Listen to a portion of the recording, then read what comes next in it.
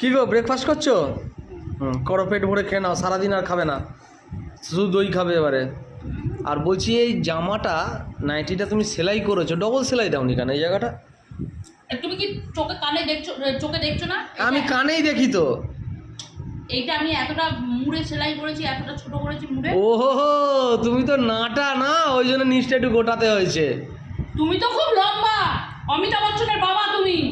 তুমি তো খুব লম্বা, হাতে পায়ে একদম বাঁশ বাঁধা না তোমার? বাবা চচ্চর করে উঠলে জায়গা একেবারে, হ্যাঁ তেলে বেগুনে হয়ে গেলে যে শুধু নাটা বলেছি বলে।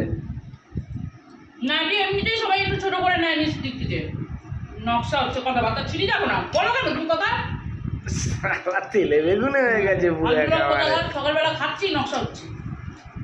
ভালোভাবে জিজ্ঞেস করলাম তো একেবারে এমন করলে যে মানুষের সঙ্গে আর কথা বলা যাবে না। ভালোভাবে মানুষ ভালো কথা জিজ্ঞেস করে, তুমি কি কথা জিজ্ঞেস করলে?